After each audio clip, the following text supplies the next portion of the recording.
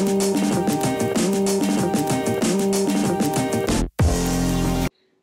I'm Becky Streepy from Glue and Glitter, and today I'm going to show you how to make my family's new very favorite condiment.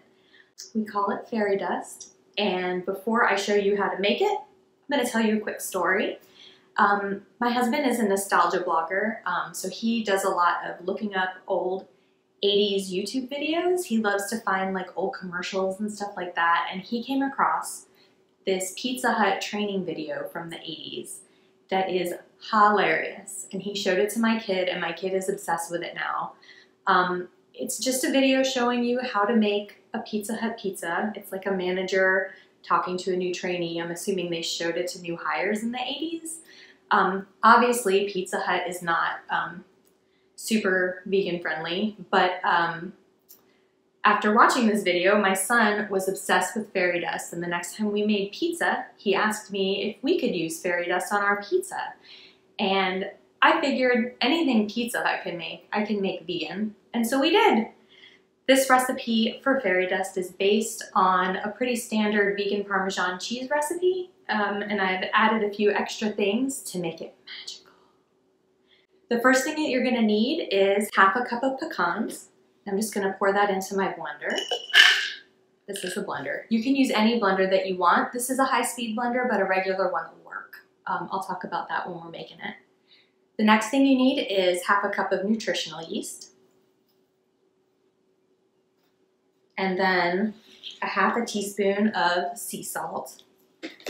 And if you were to stop here, what you would have is some straight up delicious vegan Parmesan. But we're gonna keep going because why would we stop here?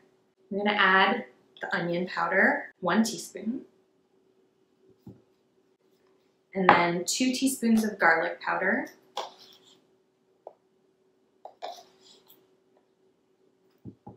And then 2 teaspoons of Italian seasoning. You can mix your own Italian seasoning if you want to, but I'm lazy. And this is the one that we always use. It's just the store brand Italian seasoning. Nothing fancy. That's it. The next thing we need is our blender blade, which I forgot. I'm gonna go grab it. Here we go. And then, so like I said, this is a high-speed blender, so it's gonna make this super quick. You're just gonna pulse it in your blender. If you're using a regular blender, you'll just have to pulse it a few more times. So here we go. So that was 1, and I still see a couple whole pecans in there, so I'll do 1 more. That's looking good. So if you have a regular blender, you can still totally make this. Just might take a few more pulses. Just stop, scrape down the sides if stuff is blown up, and you're good to go. All right, so here is the fairy dust. And you can just store it in a regular airtight container as long as it has, you know, a tight fitting lid. You can just use a regular jar with a regular lid, but what I really like to do is I have this special shaker lid.